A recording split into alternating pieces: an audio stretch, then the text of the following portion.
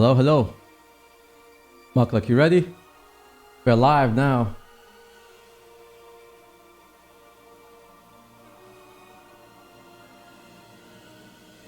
Excuse if we have any technical difficulties, guys. This is first episode of the podcast. I don't know if he can hear me. He's talking about trees. All right. Talk about trees. I'm talking about trees. Can you hear me? Yeah, I can hear you actually. Yeah, perfect. Okay, Nice. Let's see. Let me know how's the volume on the stream. Of course, this is the first podcast. We'll have some technical difficulties. Of course, that's what you expect when you have me hosting something like this. So make sure you let me know the music volume, Mukluk's volume, my volume. And hopefully, let's go. Let's get this started. I'm excited. This is the first podcast of the series, Mukluk. Nice to have you here. The series. Oh, how often are you going to be doing these? Ideally, I want to do these once or twice a month. I want to do these twice a month, but realistically, maybe once a month will be okay. It's just getting, a special guest and things like that. I like how that was an incredibly non-committal answer. You are known for your punctuality. I very much, yes, exactly. Yeah, I mean, the idea came about like months ago when we did the first podcast, me, you, Teapot, and Red. And I had wanted to do a podcast for so long. I just didn't know what would be, the focus. Everyone was like, do a money-making podcast, an economy podcast. And the problem with that is that like there's only so much you could talk about like the game's economy before you actually run out of things to say. And yeah, I looked at other podcasts and I thought, what would be interesting is actually having a podcast where you actually just kind of introduce the guests themselves. Like, like how a regular podcast would go. You have a special guest and you kind of go through their story. And then, of course, there's a main topic to discuss, which we'll get to in a bit. So basically, you're saying this would be so much easier if you made the other guy do more work. It kind of is that way, yes. I'll be asking you a lot of questions, which, eventually, hopefully, that have some relevance to Guild Wars 2, and then we'll get into Guild Wars 2. But yeah, for those that don't know, today the topics we'll cover, and this is the theme going on for, like I said, the podcast going forward. I'd love to kind of, ask each streamer, content creator, or each player that we bring on the podcast what their story is, whether that's as a content creator, a streamer, or their relation to Guild Wars 2, and then, from kind of there move forward, and then, whatever the main topic of discussion of the day is, whether it's maybe a market discussion, maybe it's a story discussion, recent news of the game discussion, but as long as it all ties into Guild Wars 2. But, I love for it to be the focus on who I'm interviewing, which I actually, I didn't have anyone else in mind for this episode. You were actually the first one in mind when it came to episode 1. You know why? That sounds so bad. You're like, yeah, I didn't have anyone else in mind. No. You'll do.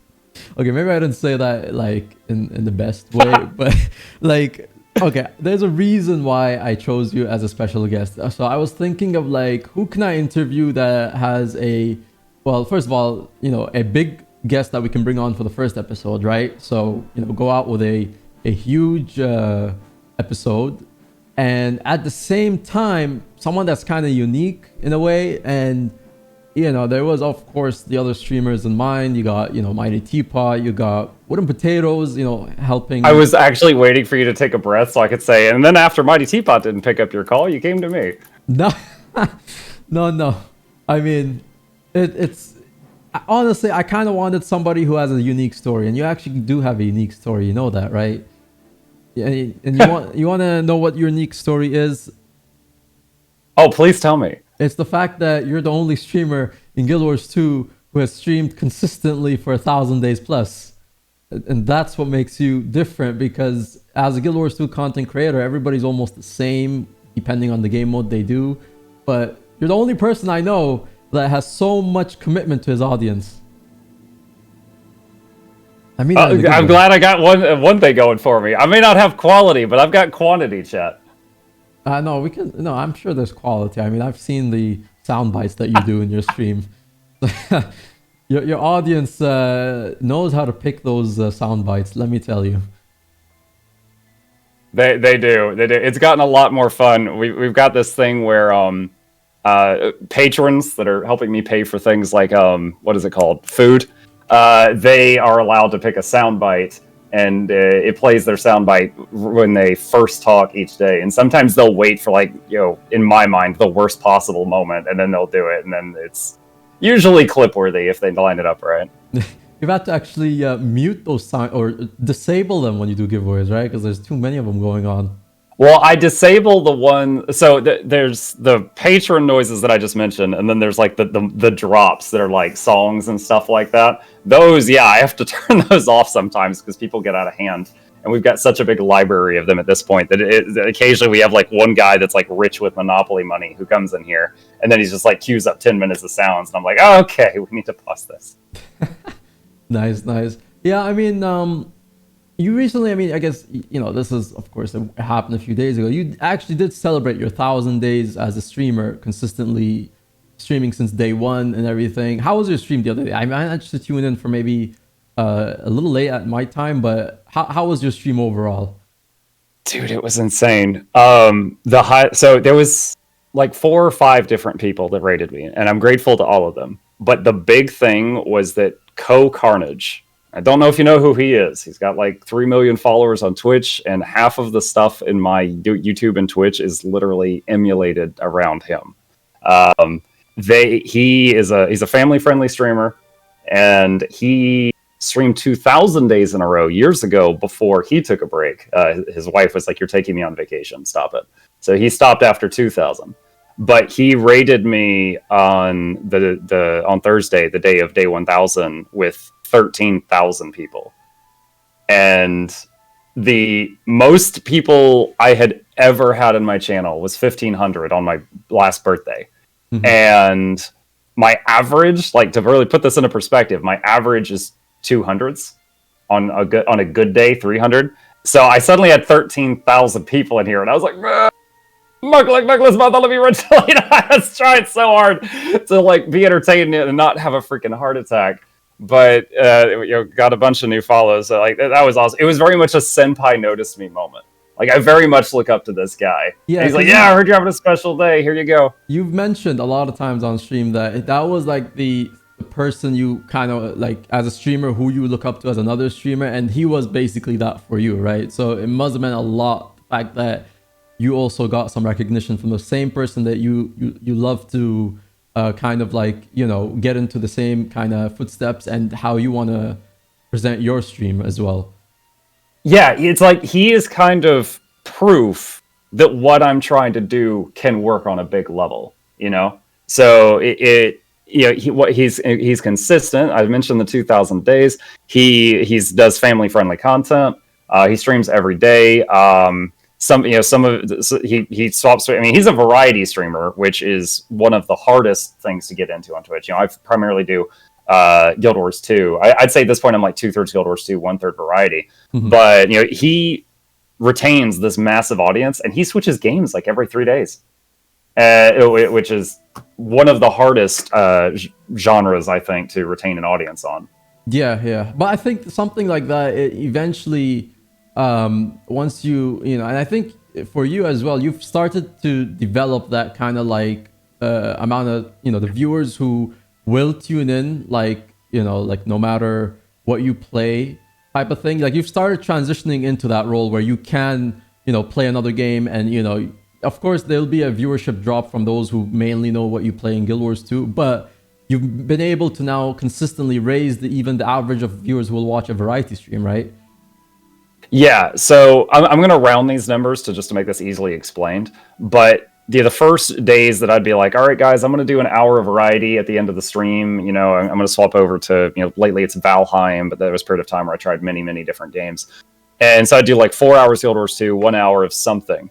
And my viewership might go from 300 to 100 for that last hour. Some people would stay, many would go. But it definitely almost feel like I had to kind of get the audience used to me doing that. Even still, after months of that, the viewership drops a little bit, but it might be like 300 to 250, so it's not nearly as severe. It's like people are more accepting of me trying different things. And I've had a lot of people be like, dang it, Muck, stop showing me new great games. I keep buying them. So definitely having an impression on people. I need all these other companies to give me referral links, dang it. Yeah, it's all about that sponsorship money, which actually, I finally got my first sponsorship a few months ago, and I was actually excited because I was like, oh, this is the streamer money Mukluk's talking about. Of course. Yeah. I mean, you occasionally get offered. I mean, at this point, maybe once or twice a week, I'll get an email from a company about a sponsorship, and I'll be honest, most of them are god awful. So like, I'd say once a month, I might like, oh yeah, that doesn't look bad. I'll accept that. And like, hey, if you play our clearly illegal copy of Fortnite knockoff, we'll give you $50. And I'm like, that's a no for many reasons.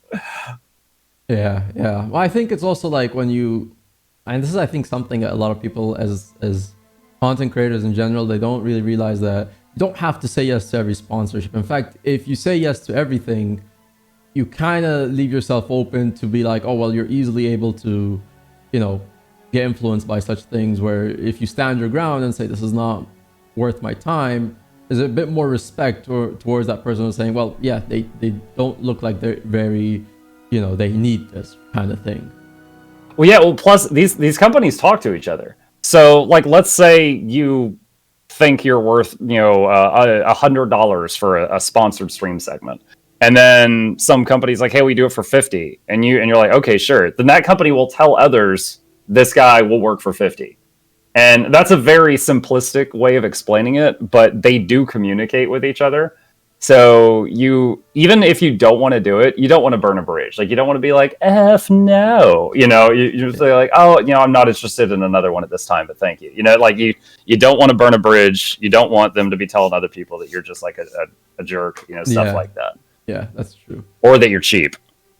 So back to your Carnage inspiration. Do you think you'll beat 2,000 days? I mean, I gotta say, as far as me having the willpower, I'm confident in me. I've got to 1,000 days. It's a matter of like, will there be a day in the next 1,000 days where my internet's out, where my power goes out, or I get hit by a freaking bus? Probably not that last one unless the bus comes through my house because I never go outside. But you get the idea. So like, will there be something outside of my control that happens in the next 1,000 days? Maybe.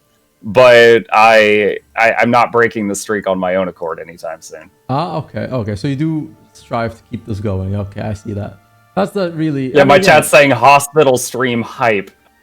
I mean, worst comes to worst, if anything happens, just bring the camera with you and be like, it still technically counts. I still streamed. And just... Oh, yeah. Yeah. That's nice. Overall, though, going back to day one as a kind of streamer, right? What kind of got you into wanting to stream, or saying I think I'll give this a shot? Was it for fun? Walk me through that. I had been watching Twitch just as a viewer for a while, and thinking that looks basically it's one of those things where like I looked at what someone else was doing and I thought that looked fun. I was like, I'd like to try that, and I honestly hate how long I waited. Because I probably had that idea in my head for like a year before I actually sat down and did the work to learn how to set up a stream and did my first stream. And there was a running joke because I was coming from raid leading like server first raids in World of Warcraft. So we had a running joke that like, oh, Muck is used to yelling and having nobody listen to him. This will be no different.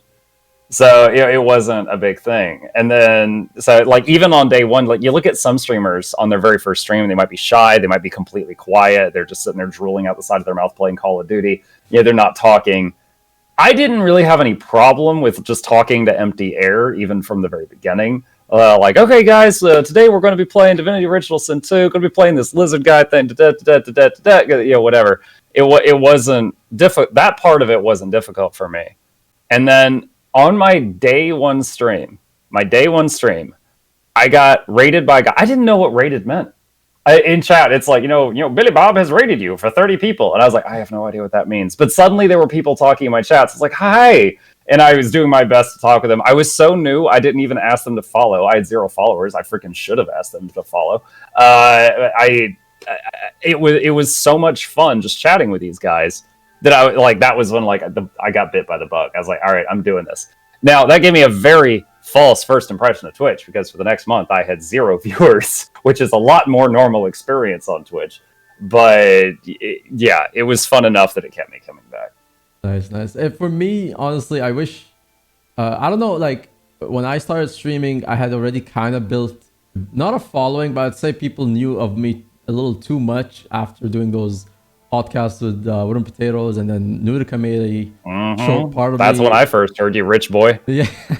Yeah. So like when I actually went live for the first time, I didn't have that experience of I can be silent while I'm streaming. I think maybe that's in a good way, because immediately when I start having a good amount of viewers that would keep me going, I was like, this is actually good, because the more you practice trying to be comfortable in front of the camera, the better you can, you kind of get better at it. And I think having that for me personally, like where I was just from the get-go having to interact with the chat as much as I could, it kind of helped me, I think, going forward. And of course, I didn't actually have a camera when I first started, so it was only until I got a PC set up a few months later is when really all of this came together. But going to that, in those like 2 years, or at least the year where a few months that you first started streaming, did you kind of have like a bit of a doubt, like this is not working? What can I do to make this better? Or, because we all as streamers go through that, right? Like, why is no one watching this? Oh yeah. As far as doubt, no. Like some nights I'd have viewers, some nights I wouldn't. But I always had on my stream we say my brain made the habit juice. I was having so much fun with just even a couple of people there to talk to. Like any evening I ended the stream and I had like 2 people there chatting with me the whole time, it felt like to me like I had spent a night hanging out with friends. And that was great. That was a drug I wanted more of.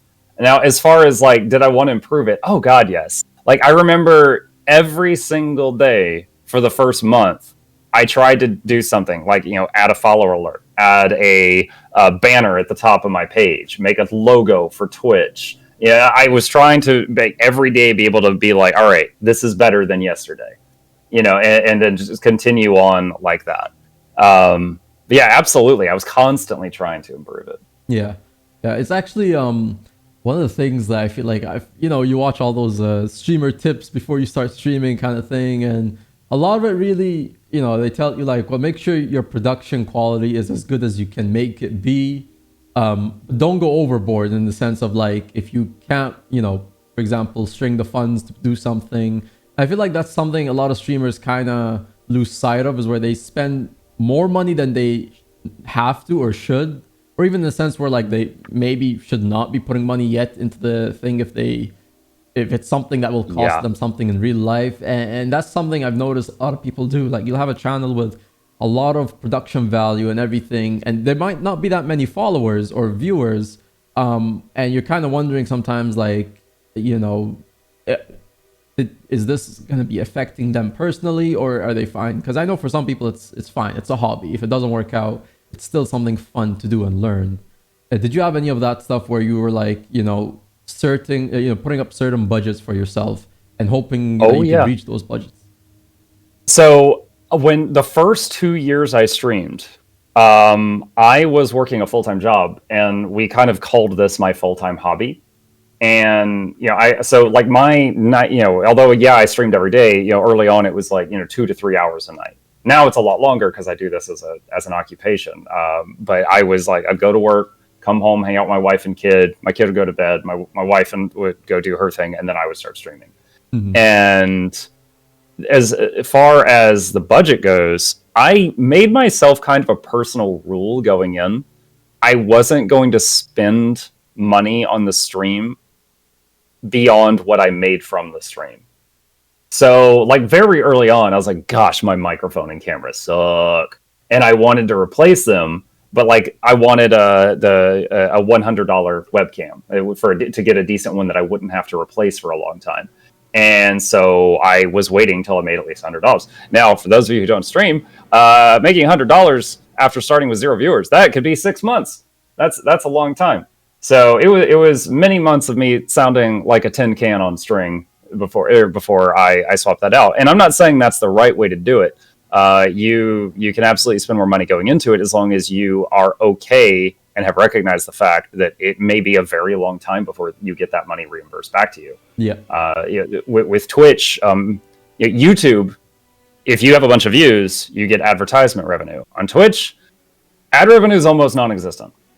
It's basically just out of the kindness of other people, bits, subs, things like that. So like it is completely possible to stream to 1,000 people for 5 hours and make no money. And that's why most people who are successful on Twitch, and I say most, not all, but most of them are, they also have like a very powerful YouTube channel, or they're doing TikTok or Instagram or something like that. They are sponsors. They're getting money regularly somewhere else because the Twitch is it's very fun, but it's very volatile. It's unreliable. It's all over the place. Yeah, it's actually something I kind of, while I was going through this myself, I kind of figured out like, yeah, this is actually, I can't just do Twitch, because initially when I think peaked, I call this like really my first peak, because that period when I came back with a full setup, between March to like July or something, and then that's where I took my breaks and everything, and then of course something happened to this man, and then in that period though, I did notice a lot of growth and like a lot of nice revenue was coming in, which honestly I was grateful that I was even getting anything, because to me it was more, I want to do this for fun, and if it gets to a level of where I think I can make something out of this, then I will continue doing it. So for me, putting in the money for a PC setup, putting in the money for a better webcam, better microphone, I knew that possibly I might not get all that money back, but of course you do that, and then of course I was able to, of course I'm grateful to be financially able to do this. Yeah, and in my mind, as long as you're able to like pay your bills, like you're not about to be evicted or something, that's fine. Yeah. Like people spend money on their hobbies. There's nothing wrong with that. I'm just saying, if there's anyone out there who's thinking of trying this, don't put yourself in the hole, because there's no promise that you'll get it back. Yeah, don't think of kind of like where you want to be a year from now. Focus on how you'll get there first, because I think that people want to kind of accelerate the growth sometimes, and it can come on the expense of money that you might not actually redeem a year from now if you think of that stuff. So yeah, I do agree. Overall though, in that time of streaming, you at some point came back to Guild Wars, and you had mentioned before you actually came back to Guild Wars. You were playing Guild Wars 2 before, right? You had just took a break, or you quit from it. Yeah, so back when Guild Wars 2 first launched, very soon after the launch, I've got the hard copy, like that you'd pick up from the physical store. My wife and I got into it, and we played characters. We were scrubs. Honestly, everybody was. The game was brand new. I had played Guild Wars 1, and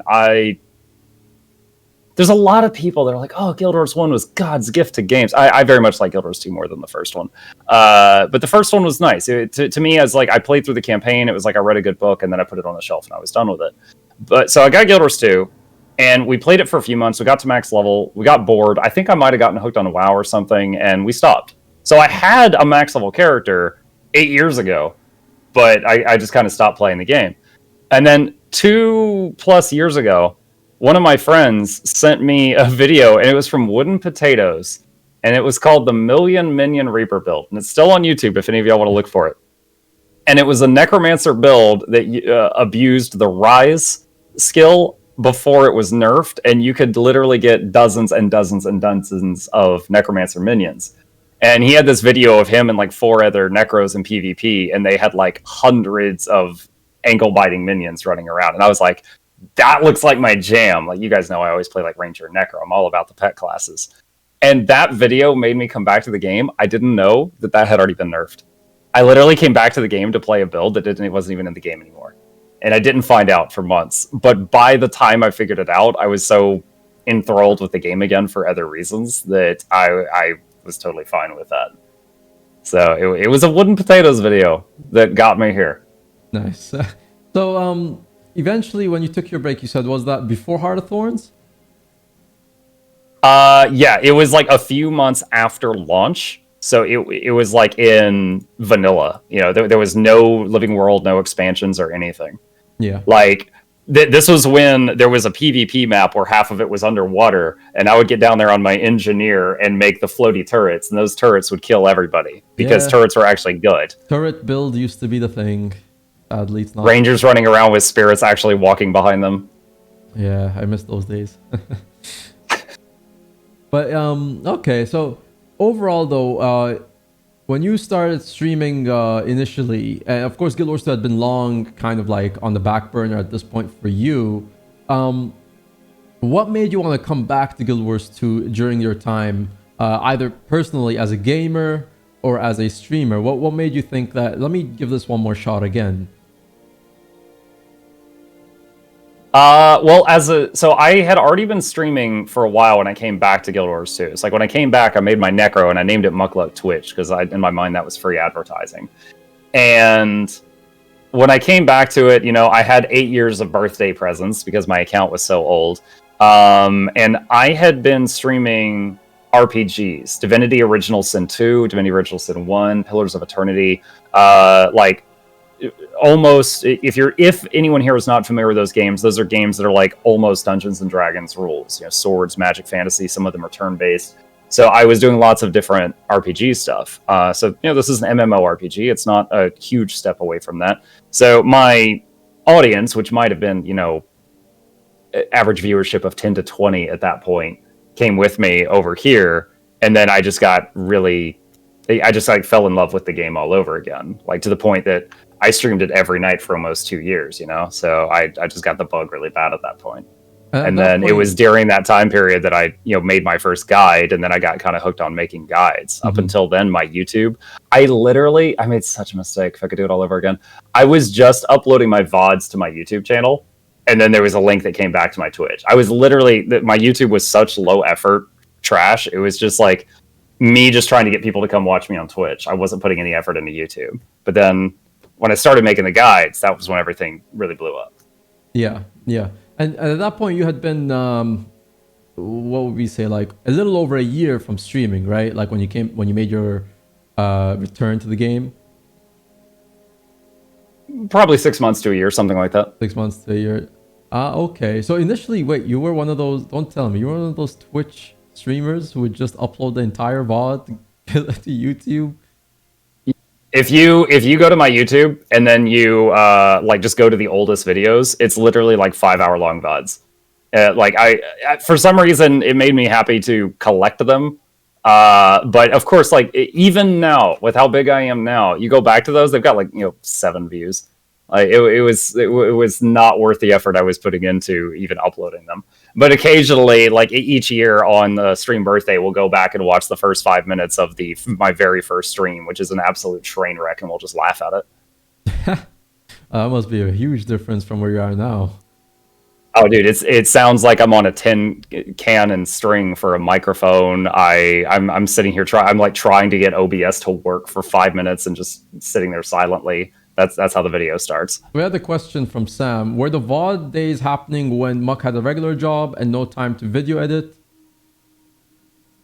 So video editing, of course, is a skill in its own right. And I didn't bother to learn video editing until I had been uploading VODs to my YouTube channel for like 8 months. So after 8 months, maybe more, my YouTube channel had like 600 subs. And then I started making a couple of guides. And then the first video that really blew it up, which many people here have seen, was Why Play Guild Wars 2, explaining the appeal.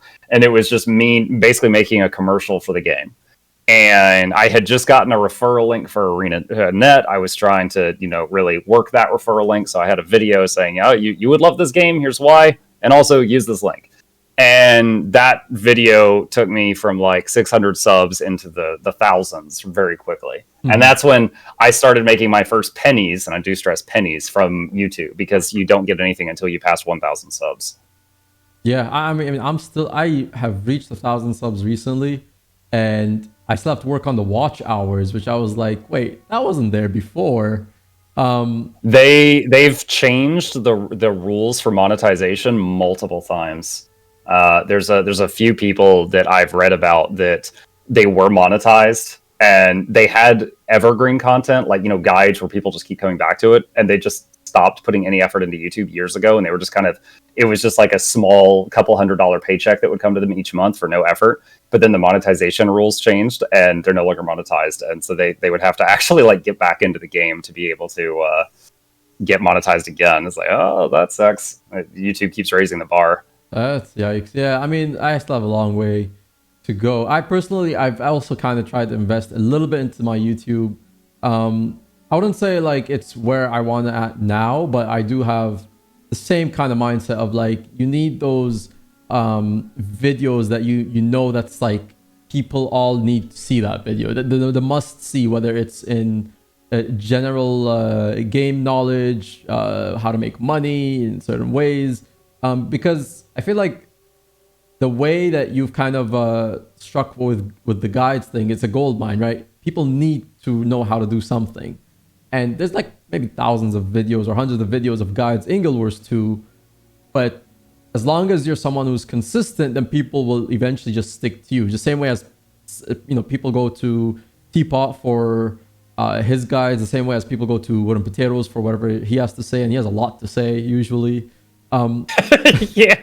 So I feel like you've struck the same thing here with guides, is that like, because you've become consistent and you've made sure to not put any fluff in your guides, it's really like what you have to know, and none of that 2 minutes of that where, oh, I need to skip, where does he get to that part. So you've actually mastered the content and quality of how a guide should be done. Yeah, so there was a video I watched, I don't know how long ago, that really struck a chord with me, and it really kind of defined my thought processes on this. You don't obviously, if you're like PewDiePie, or even a percentage of what PewDiePie is, you can just upload a video about whatever, and you're gonna do good.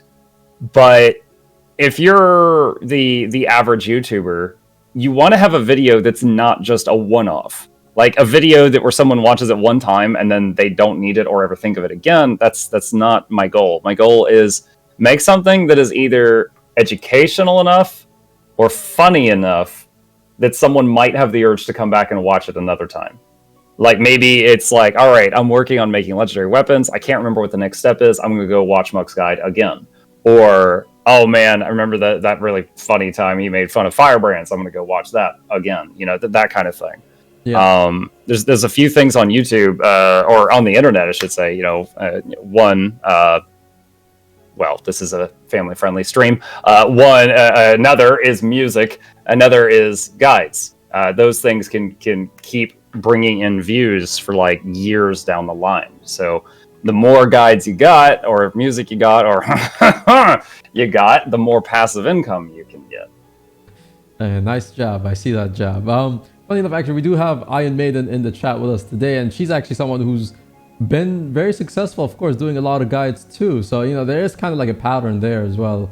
And I think what some people I've heard say is, oh, but that guide's already been done, or, oh, that person already did that. Like, I don't know if I could do one because that one's already there. And I think a lot of people, they don't realize, well, it's okay if someone did something. Go ahead, and if you think you could do it a different way, maybe better, maybe not, but just get it done. Yep. Maybe it could be the one for you too. So I feel like a lot of people there was an interview I watched the other day. Harris Heller, who does the Alpha Gaming YouTube channel, was interviewing one of this guy that this year he went from like 0 followers to a couple of million. Like, he's really blown up.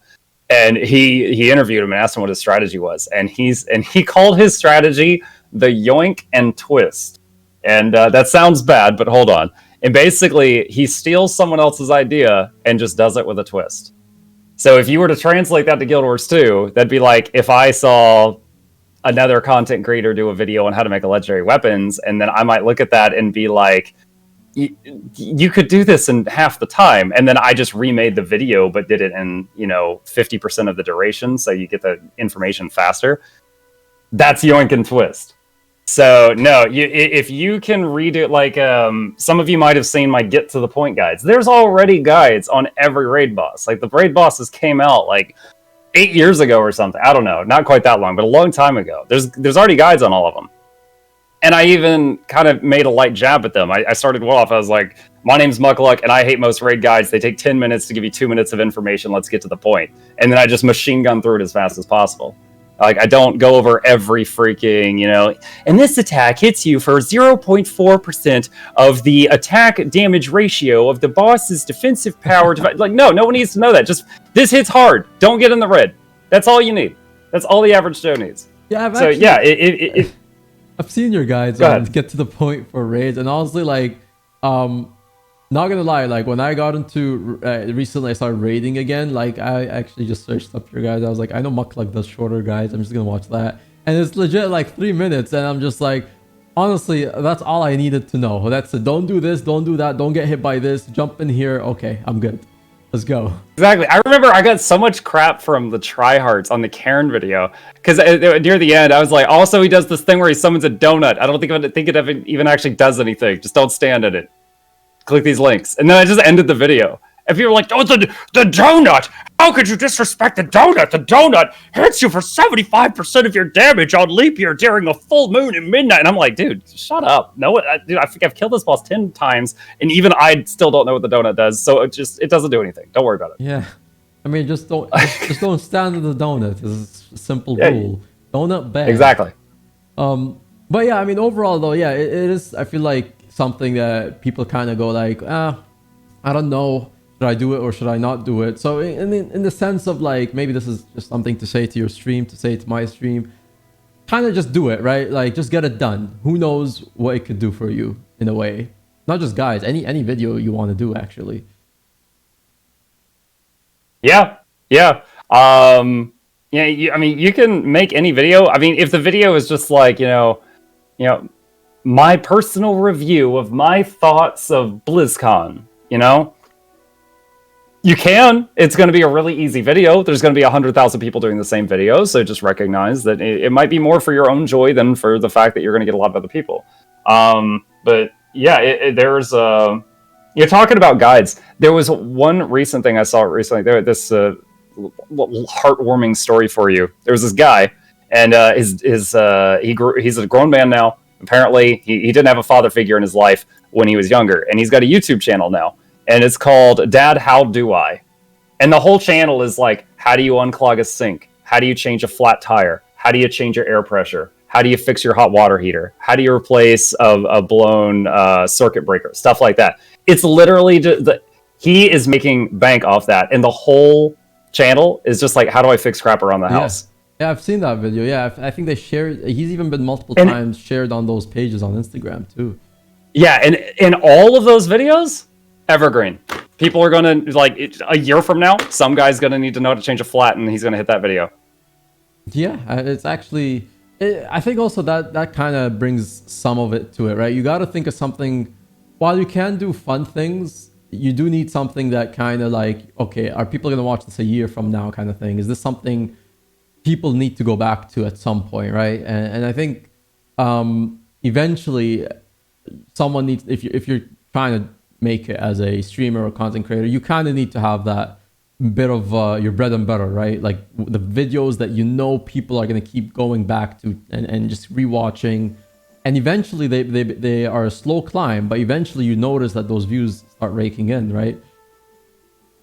Yeah. So, and to clarify, like 100% of your videos don't have to be evergreen. Like, for example, if I'm working on a video, like one of the ones I still need to do is how to make Coalescence, which is going to be a monster project. But then if Guild Wars 2 has a patch day, I do videos where I literally just read off the patch notes and people watch them at work while they're pretending to be busy. And they're only relevant for like 2 days. But they usually get more views than any of my other videos do in the first 2 days. So it's easy content, Yeah. It's low-hanging fruit. So like I'll put the evergreen video that is a massive undertaking on pause, do like Muck Reads patch notes, and then go back to my other project just because the patch notes thing is just so easy. I've actually noticed that. I did a recent analysis on the huge economy patch that we got, which a lot of people were panicking actually about. And I actually thought like, yeah, this might be a good video to put out. And I did the whole analysis. I think the whole video was about 20 minutes, 20 something minutes. And like it actually got, I was only expecting it to maybe get 200, 300 views, which is average, is okay for like where I'm at now as a channel. But it actually ended up getting, I think, about 900 something now. And I'm like, actually, that didn't do so bad. That did pretty well for something that I was just talking about patch notes. And it was not even the whole patch note, it was just that one section of the patch notes that was to do with the economy. Yeah, but you already have a reputation, like you're rich. Your resume, you're like, I'm going to talk about the economy, and why should you care? I'm rich. All right, let's get to the point. Like you could just sit down and do that. People be like, well, okay then, let's do it. I've been told, you know, just like flash your account wallet in the camera and be like, there, see, shut up, listen to me. You know, I've been told that I have a big head when I say that. Some people even advise I don't say that on stream because then that will turn off a lot of people from the stream. You know, it does look like your crown is about to burst. Well, you know, I can't get rid of the crown now. Did I not tell you of my story? I was reborn from my heart surgery. So like this is actually, you know, me realizing that like, well, I'm Iron Man kind of thing, because I have some metalness inside now and I gotta live with it. So I have to wear this crown because I deserve the crown. And you see, that's like that big head. All this time, I just thought you were Burger King Kids Club. This is way better. Yeah. No, actually, people always talk about it's a Burger King's crown. There's even a debate on our stream: is it Burger King crown or McDonald's crown?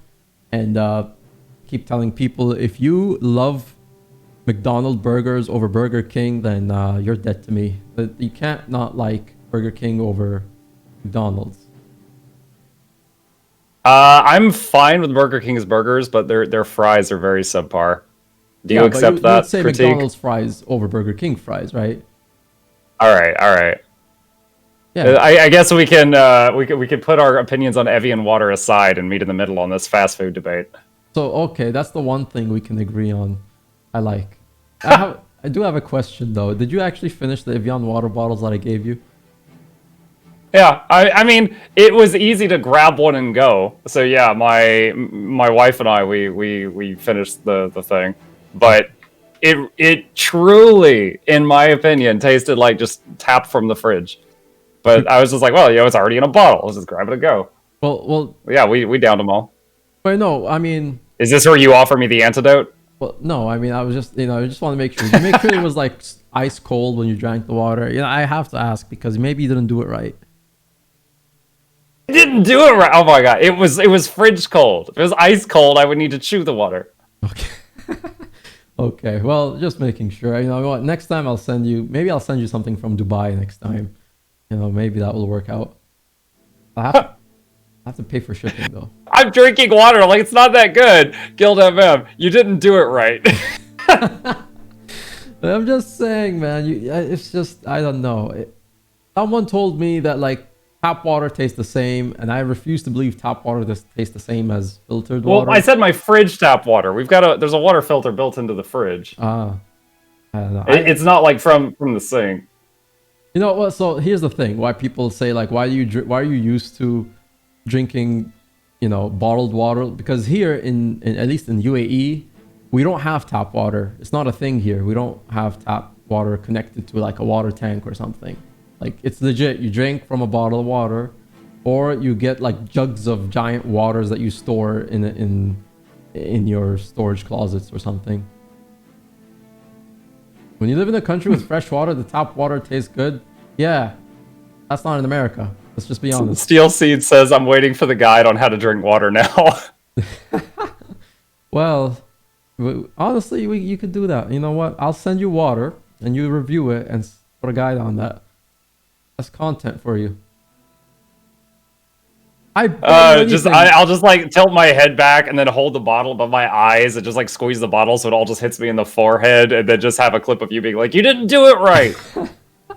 Yeah, maybe. We'll see. We'll have to work on that on the side. But anyway, now that we're getting sidetracked, so, you know, we've talked about, you know, how you came as a streamer, how you've had your break more or less from Guild Wars 2, how it actually got you back into the game, and now here we are, right? You've just finished 1,000+ days as a streamer, and hopefully here's to the next 2,000, or to get there.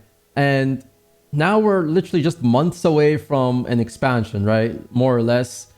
And really, what I wanted to talk about is not just the expansion at first, just before the expansion, where we're currently at is the Icebrood Saga, and we've had some twists and turns with the announcement. Obviously, it was not well received earlier in 2019.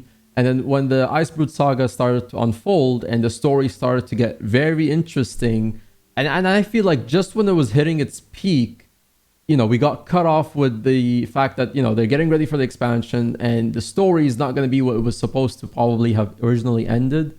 What do you feel about that? The fact that the updates that we're getting now, what do you feel about those updates that we are getting now? Mixed feelings. So if we're talking about this, let me kind of separate this. The story, it feels very rushed. Like we're fighting Jormag, and then like the next episode comes out, and we're completely okay with Jormag because Primordius is worse. And then the very next episode comes out, oh, Jormag betrayed us. Who could have seen that coming? Like it was just like bam, bam, bam, 1, 2, 3, like really quickly, right?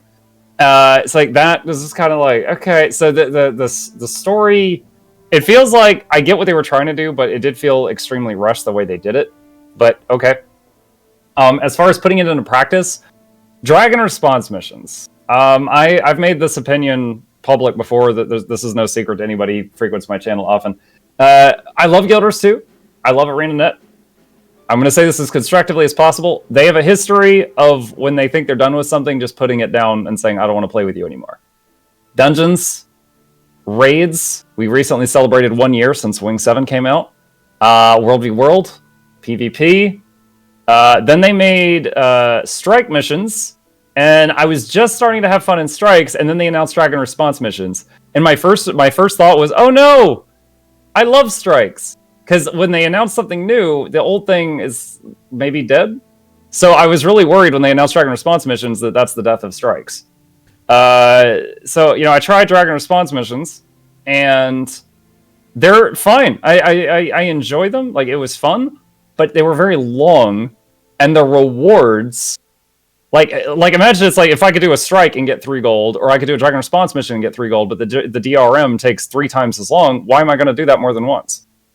So that's kind of how that is. So I did each of the DRMs once or twice. And I was like, all right, that was kind of cool, but that was really low, in-game payout for how much time we put into that. I'm probably not going to do this again.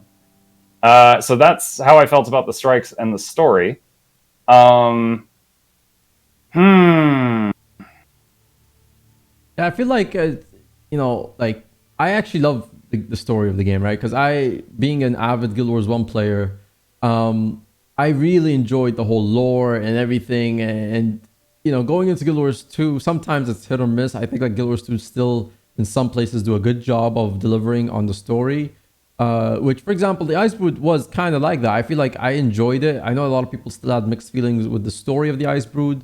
And more of my mixed feelings were kind of just of the fact that, this whole saga was just really another season. I don't know why it was just rebranded as a saga. Because a saga is really a chapter of stories. I also think that was a bad idea business-wise. Yeah. There's so many people that come in, because, my guides and stuff, I get a lot of brand new players that come in here, and they're like, WTF is Living World? I'm so confused. I'm like, dude, they're just DLCs. They're just DLCs.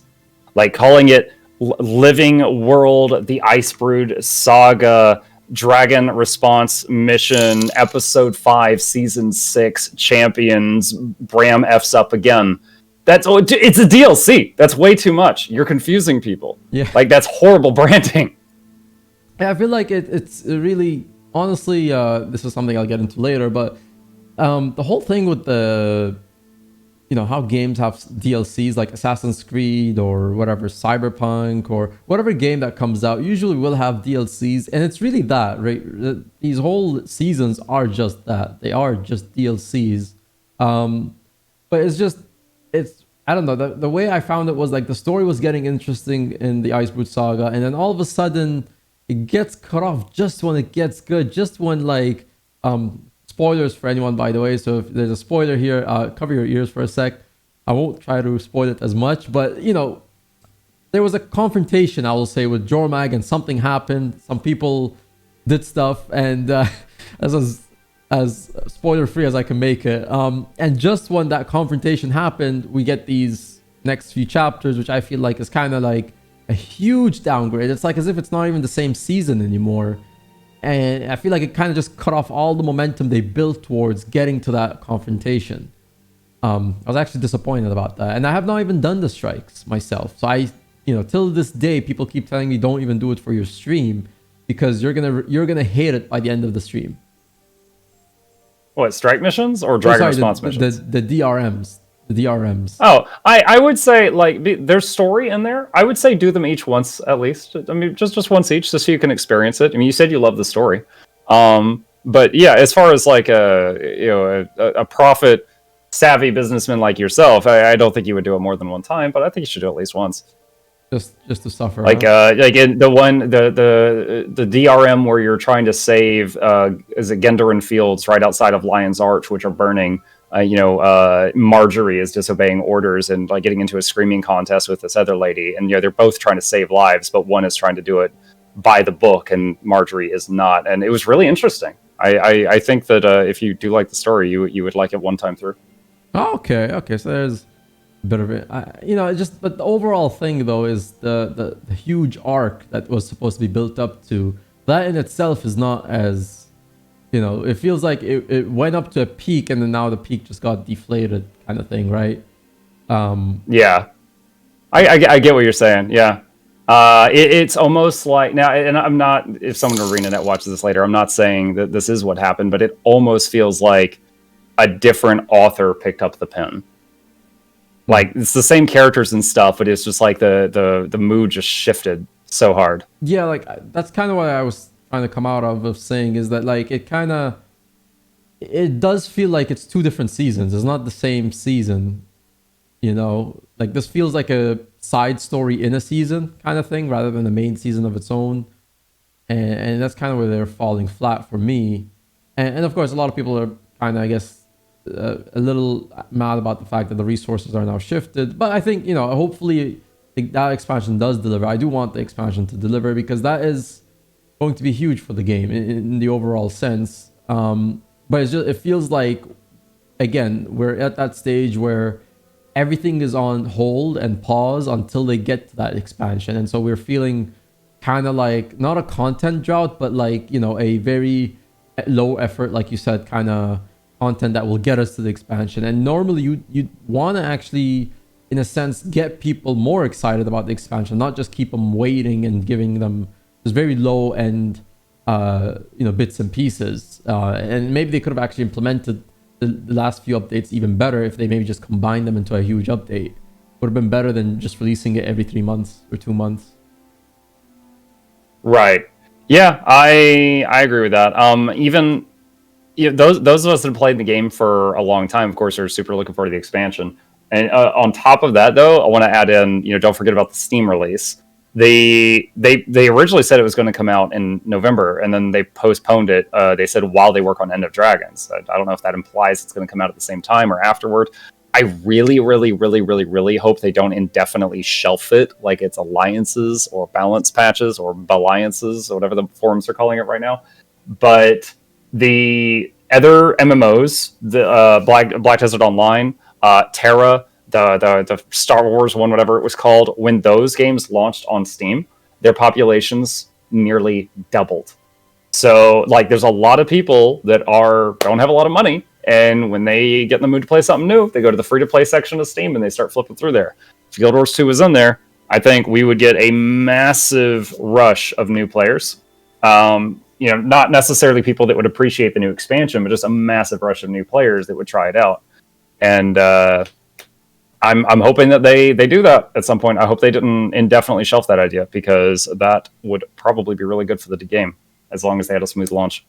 I hope so. And I think maybe the realization came is that they maybe want to release it when there's something big going on.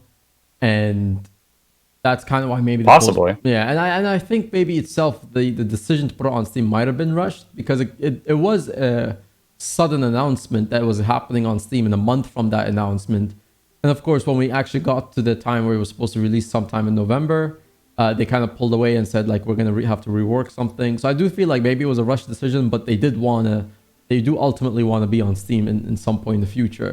Maybe just it was not time when they announced it at least. But here's the other thing. Yeah. With the expansion, this is something that people have always mentioned with the DLCs, or we could call them the DLCs because that's really easier way of saying it. Guild Wars 2's community has been very I don't know what the word is for it, but they've been very clear about the fact that they don't mind putting in money for these Living World seasons or DLCs if it meant something better in the long run, right? The fact that if Anet had just bundled all the episodes into one big season, how they do on the Gem Store, but then making it a payable content, there's been a huge interest of players who did say, we'll pay. Like, this is actually one of the few communities I've seen in an MMO where they're begging a company to put out paid content because they do want this community to succeed. Yeah, I actually saw this was someone in my chat made a suggestion the other day that I thought was pretty good. They suggested having like a season pass type thing, or like a subscription service that was non-mandatory. Like you could do it if you wanted to. And we were talking about what that would entail. Maybe like you pay $15 a month if you choose to. You get that amount in gems, plus maybe you get like your daily login rewards twice as fast, or you get like some cosmetics, like a unique cosmetic each month or something from the store, and then that money would just go toward supporting the game. What we're like, it's no secret I love this game. I've made so much content for it, but one of the thing that worries me from like the business perspective is that when they did their did you see the Q4 earnings report for NCSoft? Yeah, I did. Yeah, so like, was it Lineage Mobile on the stream, or maybe not be the best idea? I mean, I could just say my point really quick, but basically Lineage Mobile, and it's no secret that mobile games are very profitable, but it made 10 times the amount of money that Guild Wars 2 did. Yeah. So I worry that as a company, the suits at the top that don't even play the game are going to think it's not worth it. Now, I still think that this game is better than almost any other MMO on the market right now, but it could be even better than that if they, put in a few tweaks. I think it's also, overall, if you go through the positives of this game, I know there's negatives for any game, but for me, this game has the best combat system. Till date, this is still the best combat system of any MMO I've ever seen after this. I think there's a lot of rich history in the game, lore-wise. There's a lot of, potential is what I feel like this game can be. And it's really the funding that's kind of driving them back. And I feel like, I know they want to keep the whole, we are giving you a free game, no subscription fee model. And it's very nice, a company that really wants to be that. But I do feel like, sometimes they should not be, worried about, kind of like offering something at a paid expense or price. And many times people in this community have been saying, take my money, Anet, like whatever it is to make this game a better game. And I feel like they're more worried about the backlash they're going to get about like, oh, what happened to this free MMO model that you guys, it's your culture and everything. And right. I really feel it's the backlash that they don't want to step on their audience's toes. But then they also don't realize that people are willing to put money into this game. Not even people who play the game. People who come in from other MMOs and wonder, like, is there anything else I could buy in the game or anything? And I really feel like they could just get out of that mentality of, like, it's going to be okay if you're going to piss off people regardless. But, Yeah, as long as you do it carefully. Path of Exile. Completely different genre. It's an ARPG, but Path of Exile, I've played it for thousands of hours, and I've spent like $20 on it, and that $20 was because I wanted a shiny thing. Like, it's completely just cosmetic and optional stuff, cosmetic titles, little wings for character, stuff like that. There are plenty of games where it's pay for cosmetic and not pay to win that are very successful. They just have to do it right. They just have to do it right.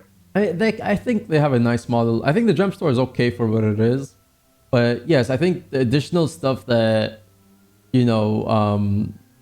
I mean, like even with updates like Halloween or Super Adventure Box or Christmas, I feel like they can maybe make something over the just besides whatever they release on the gem store. There can be other stuff like you said, maybe packs or bundles of things that they can package better, maybe rather than throw in like 2-3 random items together and say, well, that's a bundle on the gem store. Something that can maybe hey, maybe someone wants something in SAB, but they don't have the time and effort to play to get all that content in SAB, right? So maybe hey, use this booster that will get you whatever, like an XP, like those battle passes where you get double XP from whatever game that you're playing. I mean, other games like shooters or other online games that you can play, they always have those battle passes that give you better XP or better reward, just because maybe some people just don't have the time to maybe play the whole release of an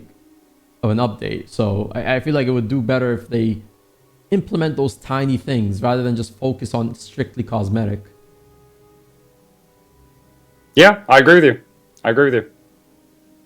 Now, so I feel like we could go on forever for talking about the disappointment. Not disappointment, but the mixed feelings that we have about Icebrood Saga. And I do wish there's something... I got 11 more hours. After that, I'm cutting you off. Yeah, 11 more hours. I don't have 11 hours, though, sadly. That's the problem with time difference here. It's like, what? It's like 1 p.m. EST over there. It's like 11. Come on. Road to Guild MM 1,000 days in a row. This is day one. You got this. Oh, man, I don't know. I was so proud of myself streaming for, I think, what was it, like a little over a month of days in a row. Like, it was like 40-something days in a row. And I was so proud of myself because I was like, I never in my life would imagine myself doing something like this for that long. And then I think someone asked me the question, do you plan to stream every day like Mukluk? And this was back then where, the first jab started happening. What happened?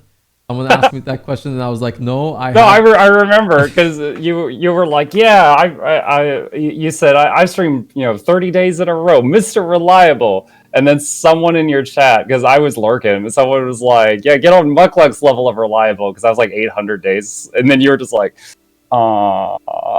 And I was like, why would you do that to this man? Yeah. Yeah, it was like, get on Mukluk's level or something. He's like, why don't you stream for 800 days in a row? And then I was like, I have a life. And then oh yeah, that I jabbed you for. You're like, I have a life, which of course implies that I don't. I was like, you and I both don't have lives. You shut your mouth. Yeah. I spend it all on stream. You spend it all in the auction house. Yeah, exactly. And that's where I got busted because I couldn't. Oh well. Well, see, maybe I can make that argument now because actually, since I got back, I've only been able to play when I stream, which I feel like it kind of. I want to make the stream work, but like my real life has actually, funny enough, gotten really busy lately. I managed to get a job, and I also work another job, not the weekend, but like it's like my side thing.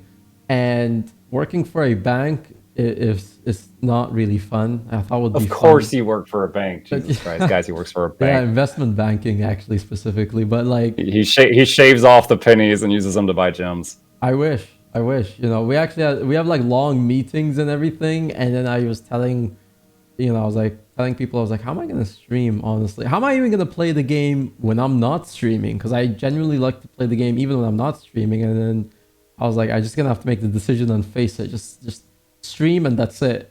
I'm trying to figure out that balance with a real job and like having like the fun thing that I want to do here in the game and everything. And maybe eventually I'll be able to quit my job and I'll one day strive to be like Mukluk and reach 1,000 days. One day. I would say, like, we say this kind of in jest, but I want to say this semi-seriously for anyone else who might be thinking about streaming. Don't worry about comparing yourself to what other people are doing. Like, the people with 0 viewers are looking up at the people with 10 viewers and they're drooling, and those people are looking up at the ones at 50. And like, I'm able to do this full time, just barely. And of course, I look up at the people with thousands and thousands of viewers, and I'm like, oh, that's when I'll have made it. Like, we're all looking up at the next thing, and then the guys at the top are they're the only ones that aren't. So don't stress about that. And you could be most people that are very successful, they take days off. I'm a freak. Don't clip that. That's not what I meant. But like, I'm the weird one right here on the stream. He said on the first episode of the podcast, the Barons Club. Mukluk said he's a freak. Like, I'm the weird one. Like, y'all don't need to be doing 1,000 days in a row just because I did it. Actually, oh god, I bet you can guess my entire freaking chat box is now. Yeah, well, I mean, I don't even have to say it really. I mean, I'm sure your chat, as soon as you say something like "don't clip that," I'm pretty sure your chat will get right on it. But they're very reliable. They're very reliable in that. That's good though. No, but I think overall, and this is going back to maybe like the earlier parts of the conversation, is, work on yourself as a streamer or whatever it is. I mean, this doesn't even apply to streaming. This kind of just applies to anything, right? That you do in your work ethic. Just work on yourself. Don't look at what someone else has that you don't. Kind of just, work and do as much as you think you can and capable, and eventually you'll get there. Of course, it just depends. And sometimes really it is a bit of luck. Sometimes you do need a bit of luck, but the only way for you to create that luck is if you keep going, right? The more you keep going and the more you try to think of different ways to innovate whatever it is you're doing, sometimes that luck comes because of that hard work. Just get, speak it into existence. Yeah, there's plus there's life. Like, there's heart surgeries. There's maybe single parents. There's unexpected stuff happens. You have to work to pay the bills. Like, you're not everyone is going to be in a position that they're able to do that. Yeah. I was sad when I had my surgery. I was just like, oh man, this is gonna take another month before I can get back to Guild Wars 2. And I was what I was so pissed off about? I was so pissed off that I missed the Festival of the Four Winds, which is a very profitable event every year in Guild Wars 2. And I was pissed off that I was sitting and I wasn't going to be able to profit off the Festival of the Four Winds. I'm imagining the doctor, like, isn't he full of anesthetic? And you're just like wide awake and you're like, heal me faster! I was like, I need my computer. Someone told me you should stream in the hospital, and I was like, that's not a good idea. I mean, maybe like a 10-second long recording of your face, be like, I lived, something like that. Do like a meme or something, but don't just freaking stream while you're recovering. It's too taxing. Yeah, but it's still taxing. Yeah, I mean, I'm actually glad I got to streaming back in later again, because I did have, not gonna lie, I had a lot of pain when I was streaming right away after recovery. So like the reason for these glasses, now I just wear them anyway, but there's a whole reason actually why I wear the sunglasses at the time when I came back to streaming. You can't see it because it's so dark, but I was actually in a lot of pain. And so the glasses were to mask the pain actually, so that I could continue streaming. Because you just get random pain after the surgery, and it was yikes. And I really wanted. You were like wincing. I was wincing on stream a few times, but you just couldn't tell because of the glasses. But then like now coming back to Dubai, I was like, I'll just keep this sunglasses thing. It's become a character at this point, so I don't see myself like not streaming with the sunglasses. It's honestly difficult to see. Like, not to say it compares to the level of heart surgery, but like in 1,000 days in a row, I've streamed sick. I've had some days. There was one day I had a cold or something, and my throat was hurting, and my voice was shot, and I was talking like this. So I was just trying to play it off. Like mentally, I was fine. My head was clear, but I couldn't talk. So the stream title was like Mukluk ASMR. Oh my god! Okay, I think I've seen one or two of those streams. Yeah, I couldn't talk at all that day. Yeah, But yeah. I mean, yeah, 1,000 days in a row. You got sick days. You just got to choose if you're gonna go through with it. I think it's. I mean, at the end of the day, I think you know, hey, you're here, right? So I think it was worth it. Souls is actually requesting an ASMR stream now. Of course, Souls would be the one to request something like that. Can't Oh my believe it. gosh. Actually, there was something about Souls is that you had a video on your Where is Soul been? Did he have heart surgery too? I haven't seen him in like 2 years. he's here. He just streams in the upside down land of Australia, so you can't see The him. upside down land. Yeah, but like, he actually had recently been in one, not recently, but a few months ago, he was in one of your raid training videos, and every time he talked, he had this people mystic coin dude. Bouncing up and down. Yeah. Yeah, and the fact Now that Noxie helps me out with the editing, we could probably do a much better job of it. But yeah, I just had a bouncing Peepo Frog every time he said anything. And then one of my mods, Fluke or whatever she talks, is a bouncing flute. And then there's another guy that's a Mai Tai. Oh wow. Wow, Ty. Wow, that's actually nice. Hey, someone apparently auto modded one of my here, I got you, Illy, don't worry. Okay, so now since we went and I like these little off topic discussions sometimes. I feel like we can really talk about anything at this point, but I don't have 11 hours like you do. So to get back to the subject, End of Dragons, right? It's coming out in a few months. It's gonna be a return to Cantha. Well, hold on. Before we get the wrong idea in people that are watching this, they said 2021. That could be December 31st. So we don't know that it's a few months away. But go ahead, continue. Yes, actually, good point. Well, anyways, whenever it decides to come out, let's just say, what is something? Because I know alliances, and we'll get into some of that like in a bit. But what is a feature or a new addition to the game that you would want or expect the expansion to bring out? Okay, so I speculate. I'm going to start off by saying I have a long history of being completely wrong about all the guesswork I do for this game. So there's that. But I think DRM, strikes, fractals, all this stuff has proved to me similar. You said the combat is the best thing in this game. That's also in my videos where I'm trying to sell Guild Wars 2. Combat system is the first thing I touch on. So you could throw me in any of these crazy lands and meta events, and I'm going to have fun because the combat system's fun. So at that point, it's just a matter of which meta do I get the most money from while I'm having fun, you know?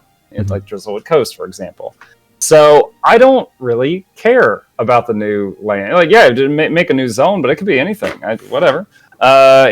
Give me a new zone to run around and stuff like that. I am more interested in the new elite specializations.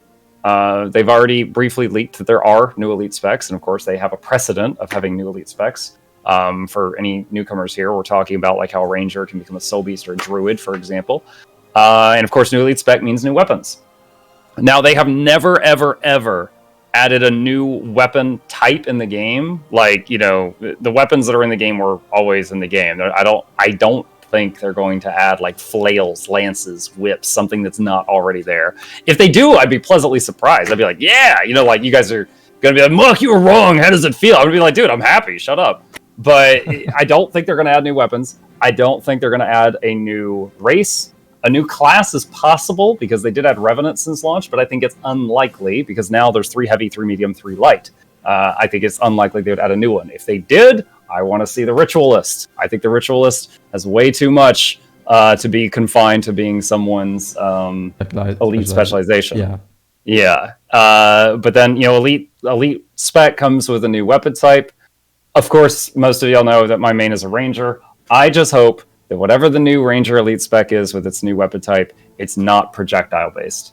Because right now, if we're in PvP and someone puts up a Guardian Bubble, a Scrapper Bubble, or an Elementalist Focus Fart, and it puts the big windy area down, all Rangers in a 10-mile radius get their short bows, long bows, and axes just turned off. When I play a Necromancer and I just wave my axe around and people get telekinetically cut to pieces 30 meters away, I feel like I'm wall hacking. Because it's like I cut right through bubbles. Like, don't give me another projectile-based weapon. Give me a hammer, a shield, a scepter, something. But I swear to God, if the new thing is like Urban Ranger and they just give me a gun, I'm just gonna facepalm really hard. Yeah. I'm gonna be sad mug. So I think here's the thing. I do feel like, yeah, we're probably just getting a third round of specs, kind of the norm at this point. Yeah, I do wish there was a clear difference of ritualist or even dervish, rather than them getting sidelined into just a specialization of two classes. And while I don't know if they will actually add another class, because like you said, like it's almost unlikely at this point, unless they try to balance it out with 3 different classes, one for each light, medium, and heavy, which I think that's expecting a little too much anyway. But I do want to see, what I do want to see is a feature, something that makes the actual expansion stand out. Because in Heart of Thorns, we had the mastery point introductions, you know, and we also had gliding, which was, I would say, groundbreaking in terms of for the game at the time. And then in Path of Fire, we had mounts, which was the next groundbreaking feature into the game. And it really does make a difference. If you guys go to Heart of Thorn maps today and play it without a mount, you're actually going to appreciate having mounts, because back then in Heart of Thorns, if you don't have a mount, you're just going to get gobbled up by those tiny raptors, and that's all you could do is watch yourself get gobbled up like a Jurassic Park meme. Children was like, yo, back in my day, we walked up Heart of Thorns uphill both ways. Yeah. 10 feet of snow, no mounts. Yeah, and I mean, you basically became... There's a guy in Jurassic Park 2 who dies like by pocket raptors. That's basically it. That's what you are in Heart of Thorns. You're that guy that gets lost from the herd and gets mobbled or gobbled by the... Mobbled, whatever. Don't clip that, his stream. You know, I can... I'm watching you. New Guild MM patent pending word chat. Mobbled. But yeah, I think like that was a groundbreaking thing in Path of Fire, was the fact that we got mounts, and I don't know what to expect out of End of Dragons, if something like that, like a feature that kind of changes the way you go. I did in one of my previous videos. I did say that the only type of movement that we don't currently have a mount for was underwater movement. So I was kind of expecting an underwater mount, but then they threw a curveball at me when they made the skimmer become an underwater mount. So I was like, oh, okay then. So now I don't really, unless they give us like a spider mount that can climb sideways on walls or something, I think we've got all the movement covered. I don't know that they're going to add any new ones. Yeah. Someone actually mentioned the housing. The thing is... So we already have player home instances. Yeah. But I have said before, I would love to see them have the customization of the guild hall system, where you can like place things and move things around. But yeah, we already have a home instance, but it is not quite the same as a designable player house. No, that's the thing. Which I feel like player housing, if anything, is just going to be some implementation to the player instance. Which I honestly I don't see a reason why we would have housing, because it kind of also would replace the whole guild hall model, you know. And maybe if they did housing mixed in with the guild hall model, or like you said, the player home instance, I think something like that. Like, it's gonna be, if they ever implement it, it will be a mix of one of either those two things. Really, there wouldn't be no reason to make its own separate system. But we've seen Anet usually, like you said, go from something that they already have in place and go ahead and make something completely new, rather than making a different or improvement change to something that they already have in the game. Yeah, and I don't know. I think we could maybe, I guess, do with that, but that's really more to appeal to the role players, which actually this game has many of.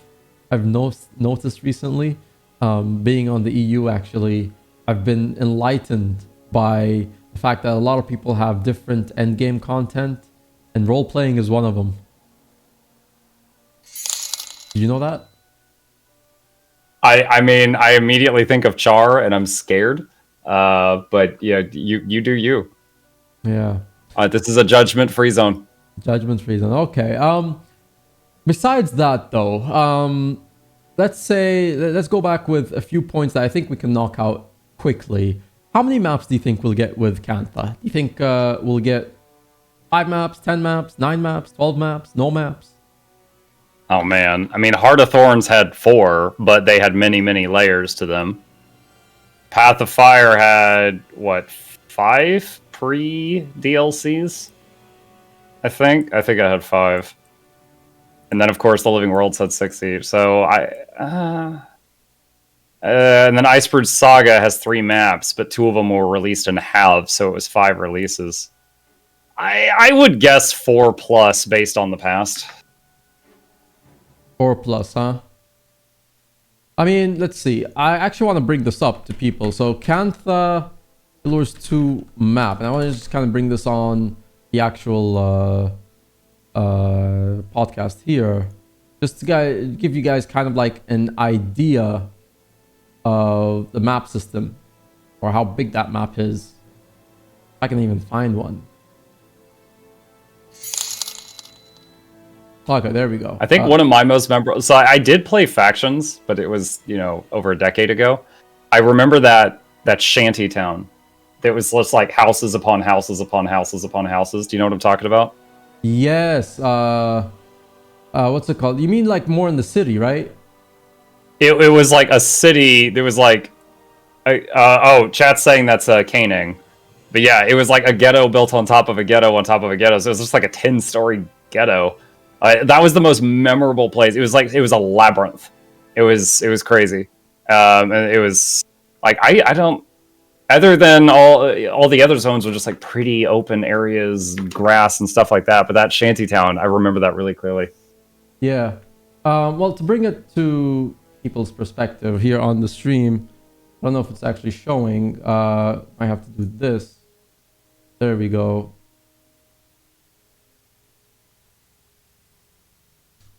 As I said, I'll have production qualities on this podcast.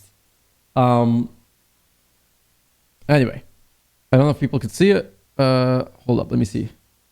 There we go. All right, so for those that haven't been accustomed to the Factions map, the place he was talking about, the shanty towns, that's actually up here in Kaining City, right? More or less what you call your packed metropolis of its time. More or less, and someone actually did a breakthrough. I think this is even kind of tells you where everything's at.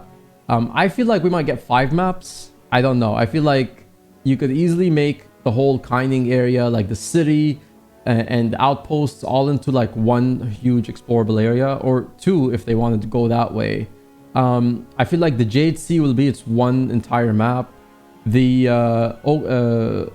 I can't pronounce the forest, but the Kurzik forest, Oaklid forest or whatever it is, that will be its own area. And I think the island, the starter island, might be its own area. So that really only leaves you with 4 to 6 maps, really, at most, if they want to condense it that way. So somebody just mailed me 1,250 jugs of water and wrote "chill well before drinking." Great podcast. Oh wait, really? Who's that? Sea Kraken. You're a MVP. Thank you. Remind him to hydrate. I can guarantee you that's probably Evian water. Even in Guild Wars 2, there's mountains of Evian. In-game Evian water. Yeah. I should start. Actually, you know what? I should buy up the jugs of water that come on the trading post until it's so high up in demand in price that you can get them from merchants though. That wouldn't work. Well, I mean, I would have to every day probably keep buying them. It would be like a never-ending process. So that's the way. I think you'd be proud of me. I actually I drove up the zucchini economy the other day. On my day 1000, this guy he bought the cheapest 10,000 zucchinis and mailed them to me because he was a troll. And so I put them back on the trading post, like a few silver higher each. So I like tripled the price for a few days. Oh, wow. So it took me, the trading post locked me out like 4 times before I could post all 10,000 of the zucks. But I was like, if I'm going through this trouble, I'm getting paid for it. Actually, I can actually relate to zucchinis making money. So actually, not many people know some of my origins, but like why people know that I made a lot of money through legendary weapon making, and a lot of that had to do with buying people's gift masteries and then also trading and flipping, But what people don't realize is the first item I ever made money off in this game are carrots and onions. Carrots and onions, just like reselling them a lot. So do you know, I don't know if you know this in launch, but remember there was like the first player to ever hit level 80 in the game did it through crafting, like literally just crafting their way to level 80. I did not know that. So that was the thing, like crafting was actually so overpowered that you could just level an entire character up to 80 at the time. And I remember it was like, they said it was like I think like it was like a European player who apparently had become the first player to reach level 80 in the game and did so through crafting. And I remember just people started like actually getting into these items and buying them and things like that. So I actually went and started buying food related to chef, which you would use in crafting. And that's how I made my money. Hey, it's Mini Muck! Wait, no, don't go. Yeah, he's been strangling me during your whole carrot conversation. Wait, no, Muck, don't go. Isn't he the one who... Wasn't he with you when you went to get the bottles of Evian? Yeah, that's a short story. I told him, now, he knows the names of some people I interact with on stream. Like if I've said, he knows I don't know when I first told him your name, but maybe when I did the first podcast with you. But he knows the names of a few people on here, like Teapot and you, for example. And there was one day I was like, hey, buddy, we got to go to the post office. If you cooperate, I'll get you McDonald's on the way back. And he's like, all right. So we hop in the car and we're driving, because that's where the P.O. box is, for the Mukluk P.O. boxes. And he's like, what are we doing? I was like, someone mailed me a box of water and I have to go get it. And he's like, was it Guild MM? Just immediately. And I turned around and I was like, yeah? How do you know that? Like, I don't know what it is about you. In his head, he's like, oh yeah, that's not something he would do. Oh my god. He immediately had you pegged. Nice. Well, he knows good taste. That's why. Yeah, okay. Okay. Going back, that's crafting earlier in the game is actually a good way of getting XP. They've nerfed it maybe 4 times, by the way. So I think now you can only get to like level 60 something or even 50 something.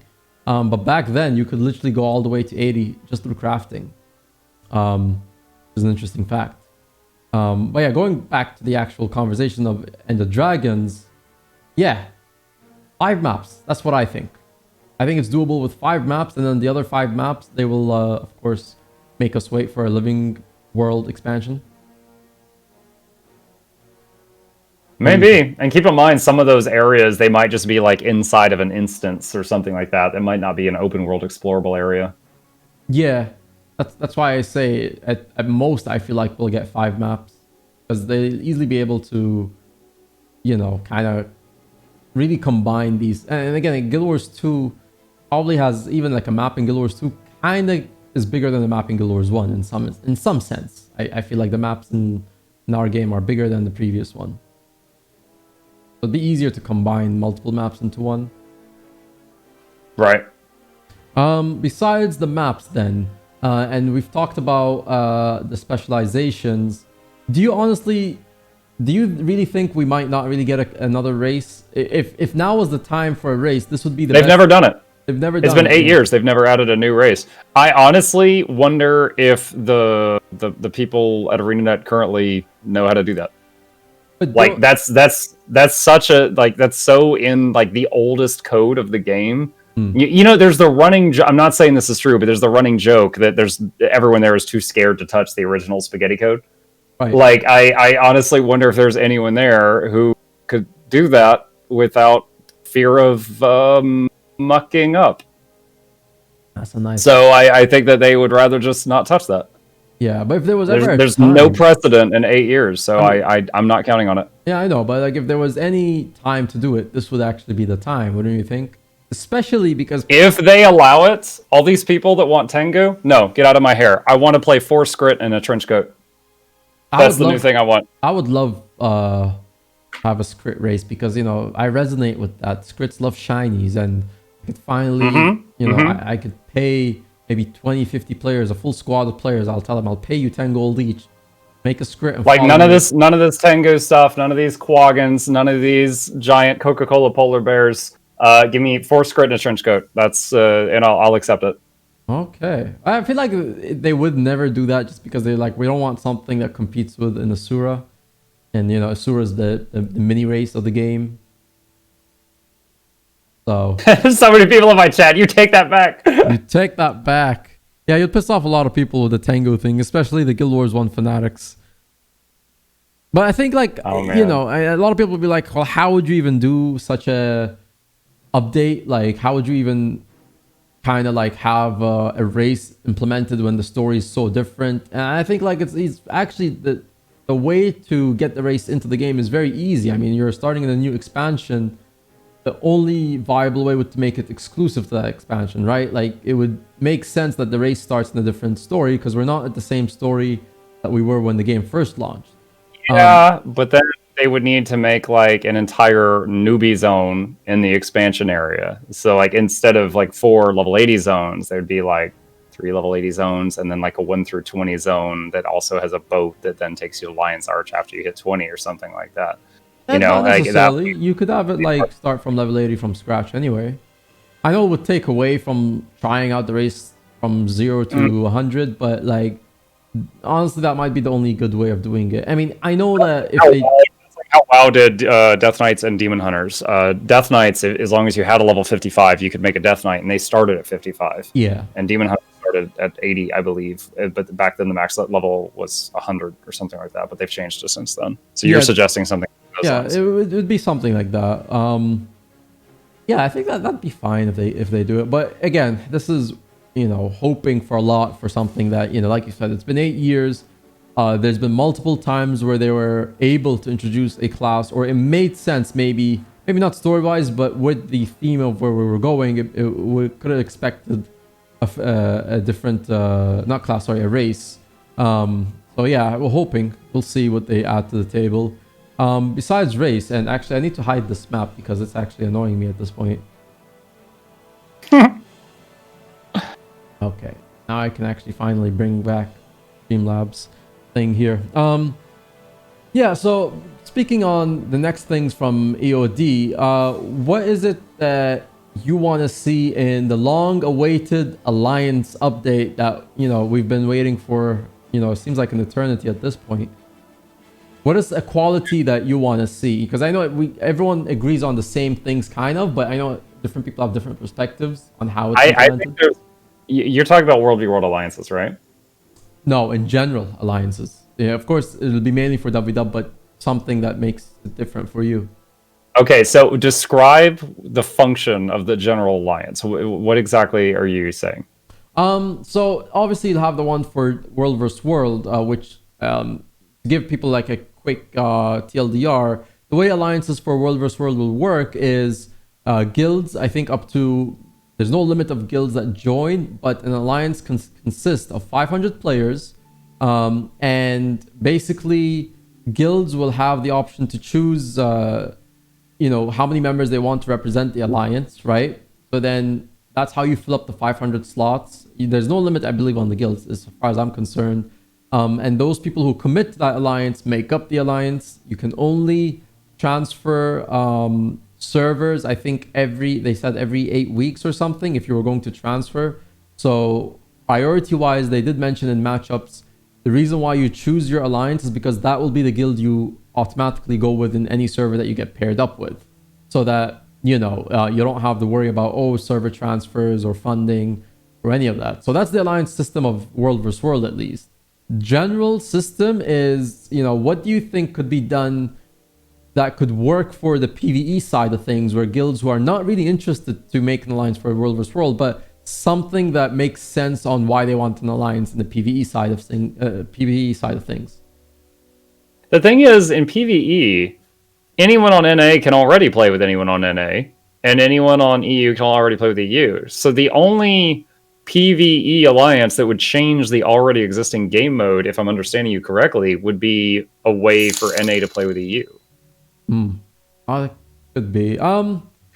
think about it, the reason alliances are such a big deal for World v World is because World v World is the only game mode that you can't already play with anyone in your region because it's server based. Yeah. I mean, the thing is, it's just, I feel like there's no reason why like, it feels like a missed opportunity not to do some implementation for why you'd want one in, if you're a PvE guild, you know, because in World vs. World, it's going to make sense for this fact that you'll be paired automatically, or priority wise, you'll be paired with the people in your alliance in the same matchup. PvE wise, I feel like they could do something that, you know, it would have to do something with an implementation system of rewards, or something that makes people want to make and form an alliance in PvE, and that has to do with something with the reward system. And you know, I'm just trying to think of how would they be able to do something that can appeal to the other side of the game. I'm trying to find out if you know something I don't. Have they said something recently about alliances? They have not. No. I'm trying to. Are you just hoping that after 3 years of zero word on this, that they're going to do it with the expansion? That's the hope, by the way. That's. I don't think they will. You know that. I think that they're hoping that we're going to forget about it, and we won't. It's just going to continue to be a meme until the end of time. I really hope not, because alliances pretty much came with factions in Guild Wars 1, which is the same expansion we're getting in Guild Wars 2, like going to Cantha. I would love to be wrong on this, but they haven't said anything new on this. If they do it, fantastic. That's awesome. I don't think they will. I do wish. I mean, I'm not holding hopes up, but if there's any time to put out alliances, this is also the right time. This is literally the expansion that goes to, you're going to the same place that the original alliances came out from. So like, to not put it out here, that's going to be a big miss. Like that's one miss that you don't want to miss, you know? And I know it's been 3 years. I think 3 years at this point. That's the miss you don't want to miss. Yes, it's just, it doesn't make sense. But here's the thing. Even with alliances, if we get alliances in World vs. World, I feel like they don't have things that, or I don't know if they're thinking of things that we're thinking of, but like, here's alliances in Guild Wars 1 were things where you had guilds who represented either the Luxon or Kurzik faction, right? You know the factions that existed? I vaguely remember that, yes. So basically, in Guild Wars 1, when alliances was out, you could pick to choose which faction you represent. It's kind of like the alliance versus horde system in World of Warcraft, like which of the two parties you side with. So if you're a Luxon alliance, you and your guilds would rack up things called faction points, right? And you do that by competing in like alliance-related activities that sometimes includes farming maps for points, or it had to do with like competitive gameplay, like alliance battles where you fight other faction like Kurziks. And so those points rack up overall for the alliance. Each guild has its own points, but the alliance totals up all the guild's points. So say you had like 5 guilds, each with 10 million points. That's 50 million points for the alliance. If you have enough points, you can own a town or a city. So it's like the equivalent of like an alliance owning Lion's Arch or Divinity's Reach, for example. And you get benefits such as you get like access to like you see how you have the Royal Terrace Pass in DR, or like like basically you had like a pass area in those cities that you owned, and you can go there. Like it's a private pass, only people in your alliance can go to. No one else can actually access them. And I think you had like a few vendors that give you scrolls that like you have to like sometimes go out to a different map to get, which is very tedious. So it made it easier for those alliances to have those scrolls. And I think there's even discounts if you own the town that you were in. And of course, the alliance with the most points owns the biggest town. And then it works its way up from the top town to the bottom town, and even outposts. And the other difference was that the opposing faction, if they were, for example, for some reason winning most of the wars between the two factions, the guilds on that faction could actually own territories from the other faction. So Kurziks can sometimes own Luxon lands. Likewise, Luxon lands can own Kurzik lands. It just depends on the border. That like there's a border that shifts between those factions. And so you had this rivalry of alliances going on, not just between alliances competing for the best town in their faction, but then both factions had alliances against each other. You know, you had internal and external struggle. So And you're hoping for a return of something like that? That's something I wish they could implement. I mean, it's if not that, then maybe a ranking system that can properly determine what makes an alliance better than another alliance. You know, a ranking system could solve that, and I think it's something they could easily do if they added, I don't know, something like how many GPT points, I don't know, how many doors you hit in WW and captured keeps or towers, or how many kills you got as an alliance overall, how many towns or outposts or camps that you secured, sentry guards, whatever it is, right? But somewhere where the points tally up into a ranking system, and there should kind of be like a reward for that, right? Like something that incentivizes people to maybe want to strive for a top leaderboard. But yeah, I could get behind that idea.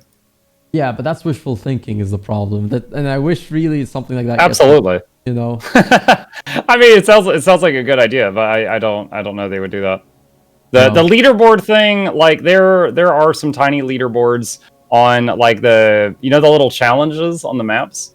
Mm-hmm. Like there's leaderboards on those. Nobody cares.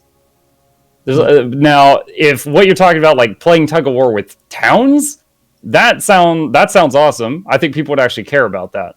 But if there's just a leaderboard if they just take something that people don't really care about and they slap a leaderboard on it, I don't think people are going to just start caring about it. You know, it has to already be decent content. Yeah, no, well, that's why I say the implementation of controlling a city or an outpost or something that can influence the reason of why you want. You know, I'm not expecting them to do something like Black Desert, where if you own this city, then you also get like... You get to tax everybody. Yeah, because then that would actually... yeah, that's not healthy for the economy. Even though I would love for that to happen, because I know I'll win. I was going to say, don't lie. You would love to own Lion's Art to take 10% of everybody's repair costs. If only, but you know...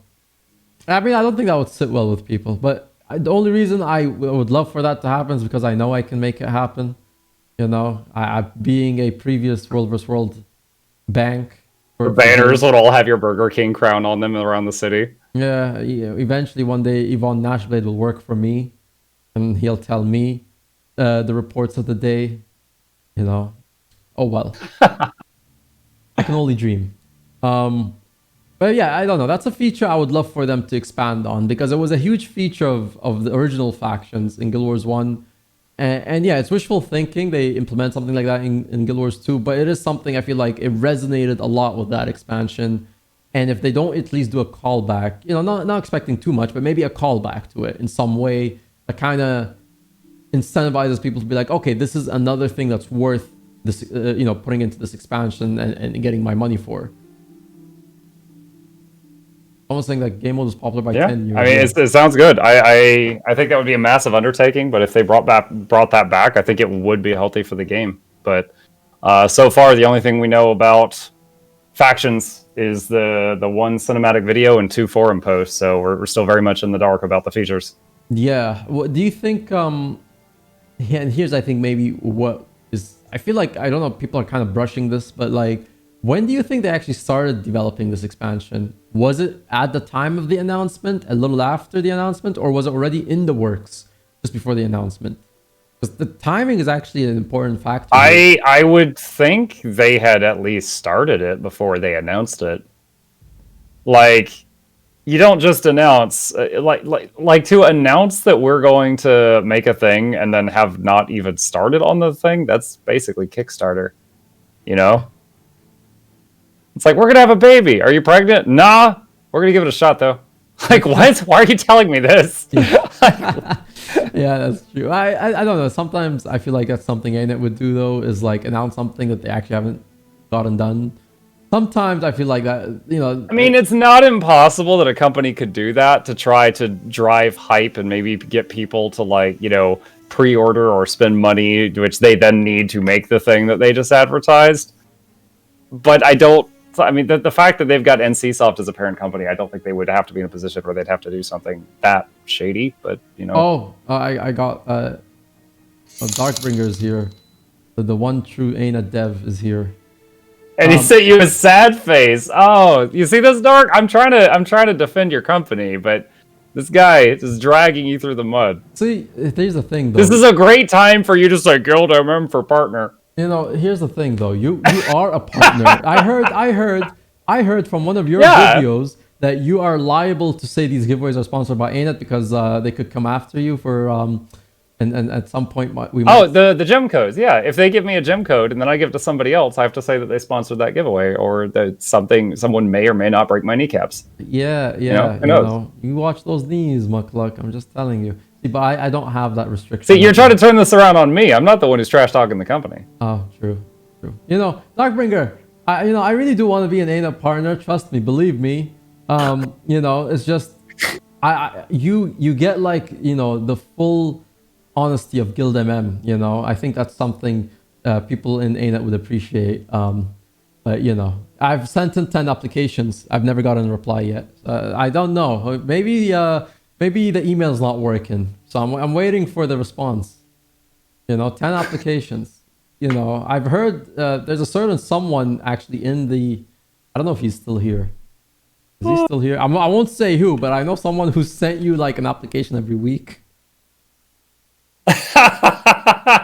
No, chat, he's not talking about me, but I know who he is. You know who he is, right? Like... Oh yeah. I can't talk I about won't that say because unless, of the non-disclosure agreement. I signed an NDA. But yeah, there was someone who was a little too energetic. I'm emailing the wrong place, probably. Who knows? But anyway, we're getting too sidetracked here. You know what? You know, maybe you need to apply every week. You know, maybe that's what it takes to get a response. Maybe, but then I don't want to be that person who basically, like, the response was, can you let them, you know, can you, like, I don't want to be that guy who gets the response of like, can you tell this person not to apply every week? Because I feel like that's what they would feel like if I applied. Do you have a lot of dirt in your? Do you have a lot of skeletons in your closet? Have you been banned a bunch of times that you haven't told us about? No. You know, I'm an honest man. You know, I give back to the community a lot. I'm you know, clearly the master of giveaways, as you guys can see. There are 2 on the page to filter out people that aren't reading the page fully. Okay. Maybe I have to look at that again. All right, so to cap it off, I think he's trolling you. Dark doesn't even work in the partner program. No, he doesn't, actually. I think he's messing with you. And then 100% MM chose the wrong one. How could you be 100%? The fact that Becky does not even believe in me. My own followers don't believe in me. That's sad.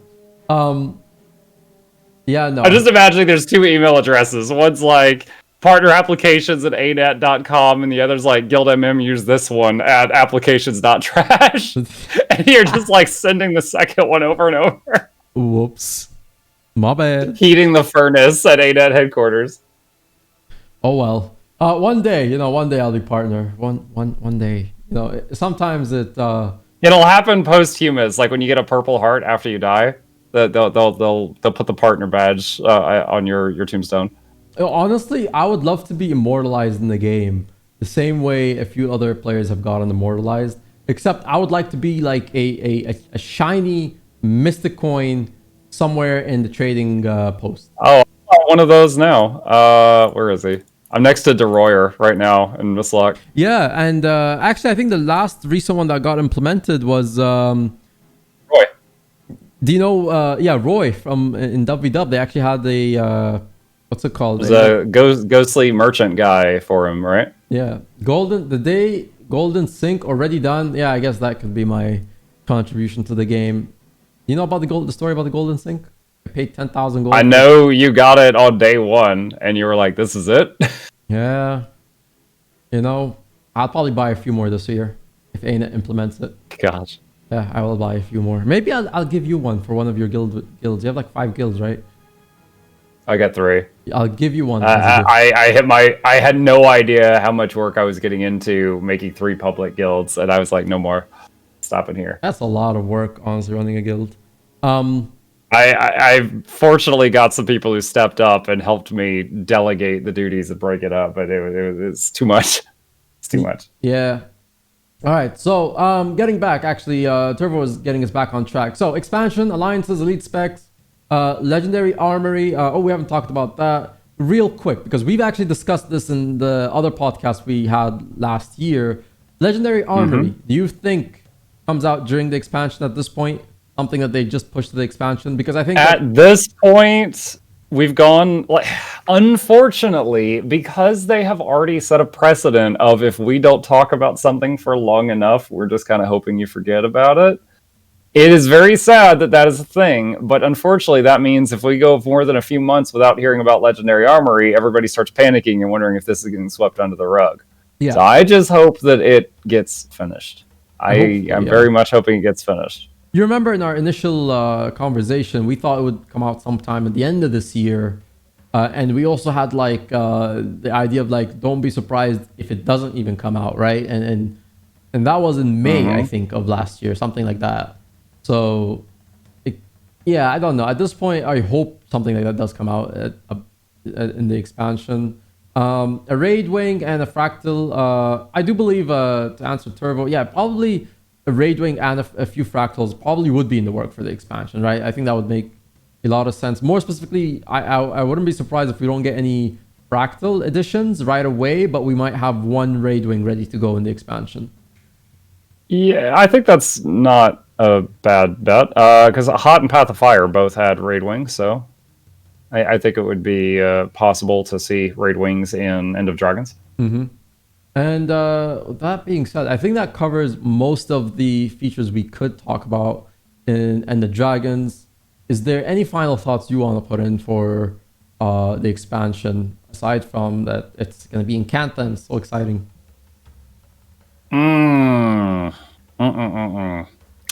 Let's see. If anyone in ArenaNet watches this, I want the new race to be a bunch of Scrit in a trench coat.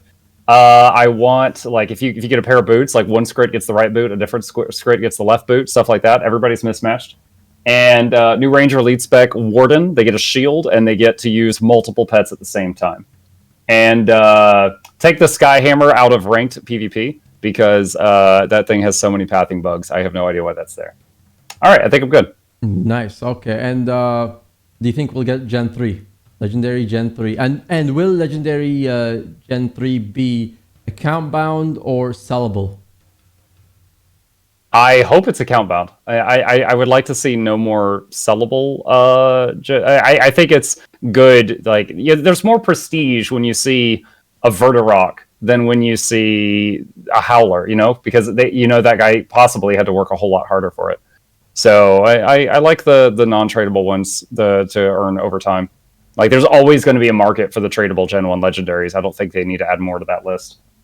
Also, legendary rebreather is still needed. Harvesting tools and wood potatoes added legendary bags where you could like make them an invisible bag or not an invisible bag at whim and stuff like that. And I was like, yeah, that sounds good. Yeah, actually, that's true. That'd be a good addition. I kind of hope the Gen 3s are tradable just because I'm a trader and me and a lot of the people in the trading community would hope. Imagine my shock. I mean, you did just mention wanting to own Lion's Arch a few minutes ago. Yeah. I don't know. Maybe Darkbringer could make that happen. I don't know how, but he's a programmer, so I'm sure something can be done in the code. I think he works on the overlay, like the interface. Yeah. Yeah. Next time he's in the interface, he'll just be like, tradable legendaries.exe, enter. Hopefully, one day. All right, well, so, Mukluk, it's actually, funny enough, been almost 2 hours now. It went by so fast, really. I didn't expect that. I didn't think we'd actually fill 2 hours. I'm surprised. No, I'm not worried because I know we sidetrack a lot, so I wasn't worried about the 2 hours. So, even though, I showed you the bullet points we talked about in this podcast, right? We're going to start off welcoming you and kind of getting to know your story and how you found Guild Wars 2 and your love for Guild Wars 2. And then moving into the Icebrood Saga and, the mixed feelings about that and then the yes and no's. And then getting into the expansion. Honestly, I expected a lot of... I'm surprised we didn't have a little more sidetracks because usually we can talk for hours without remembering what we were originally supposed to talk about. So this is actually good. We stayed on time. I like it. There were only two of us here. I mean, last time you and I did one of these, there were four people, so that's more distractions. There's a lot of distraction. It is true. All right. So for those that don't know, Mukluk just celebrated over 1,000 days. You must know because he's literally the only streamer that will pop up on your Guild Wars 2 feed on Twitch every single day. You can count on him being loyal to you. Even more loyal than your own partners in life. So make sure you tune into Mukluk. I have to say your long name, by the way. I'm hoping I don't mess it up. Oh, good luck. I was hoping to say it, but like I had already forgotten what your name, kind of the whole thing. I think I forgot one name, and I don't want to mess it up. So I'm just gonna pull a Twitter and go from there because I know it's cheating, but who cares? It's my podcast. I can cheat. And I'll bet you anything, I'll still mess it up now. All right. So it's been a pleasure. We've gotten to know, a bit of your history, Mukluk. It's been nice to kick off the first episode with you. I really like this idea of bringing on a guest and just kind of knowing and, kind of getting to know you on a different level because we've had a lot of conversations, but very rarely did we ever get into details of backstories and stuff like that. And so this was fun for me. And I hope it was fun for everybody who's watching here on your stream. And hopefully this is something I can keep going with other streamers as well. And maybe, just maybe you come back for another episode. I know you're a busy man now because you're the big man now. So before it used to be, not you, but now it's you. So you are basically going to... I have no idea what that sentence was supposed to mean. But it was fun. It was fun. As long as we plan ahead, I'm sure it's possible. Yeah. I got your name here. So this is your, there's one name that I mess up a lot. So I'm going to try. Okay. I'm going to try. All right, guys. As fast as possible, please. Okay. This has been Gildem M and Mukluk Douglas Bartholomew Reginald Esquire the Fourth, bringing you the first episode of the Barons Club podcast. Thank you all for joining. I love you all. It's been a pleasure. Mukluk, your viewers, everybody that's been here. It's been a great first episode. I'm excited to keep these going. Mukluk, if you have anything that's going on in your stream, anything that you want to say to the viewers, now is the chance for you. The floor is yours, sir. My name is, as he said, Mukluk Douglas Bartholomew Reginald Esquire the Fourth. I stream every single night after 7 p.m. Eastern Standard Time, sometimes way earlier, such as today. If you're ever chilling at home, you want to hang out, it's family friendly, so you don't have to worry about that kind of stuff. If you want to hang out, I've got two YouTube channels, Mukluk YouTube and Mukluk Plays, if you want to see my content outside of that. And sometimes guest speaking on GuildMM's Baron podcast. Thank you. Well, I hope to have you on for more in the future at any point in time. Always been a pleasure, man. Take care. I know you have a long stream ahead of you, so I'll let you get back to that. And actually, this is perfect, guys, because once I'm done with my closing remarks, we can just, raid Mukluk and, that'd be perfect. Look at that. We actually planned this, guys. Absolutely, 100% planned it. All right, sounds good to me. I'll take it. All right, I'll see you in a bit. I got to do a giveaway for the stream because I always have to do a giveaway on these streams. Bathroom break. Yeah. So, for those who want to stick around, we have a giveaway. And I actually want to start the first giveaway of the first episode of this podcast with something big, all right? So, going in line with being a Baron, right? This is the Barons Club. Mukluk is absolutely a Baron. He's the Baron of Zucchinis.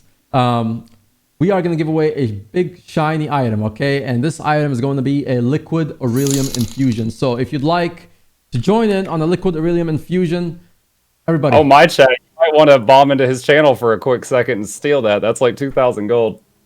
Yeah, make sure you have your account IDs ready, though, because, I've had... All right. Disconnect from the Discord. It was a pleasure, buddy. Thank you. Love you. All right. Good luck. All right. Here we go. All right. That's it for me today, guys. We had an amazing special guest. It's been a pleasure hosting Mukluk. It's been a pleasure speaking to all you guys over from Mukluk's channel and, of course, our channel right here. Again, if you want to follow any of our socials, all the links are there below. If you want to follow them, one more time to ping all of that for everybody. And again, it's been a pleasure, guys. I hope to keep doing these podcasts. The next podcast will probably be a Baron's podcast, so stay tuned for that. But aside from that, that's my time here. I gotta go. Let me just make sure I raid Mukluk the right way. There we go. All right. I love you all. Thank you guys so much for staying by. I'll see you not tomorrow because tomorrow's my off day, but I will see you on Wednesday. All right, because my stream schedule is every Friday, Saturday, and Tuesday, Wednesday, 12 p.m. EST. Sundays is an exception, depending on if I do a podcast or not, or a special event occasion like this weekend. All right. So if you want to keep up with everything, just follow, because honestly, I've been known to be inconsistent at times. So just make sure you follow me for everything. All right. I love you all. I'll see you when I see you. Take care. Good night. Good morning, wherever you are.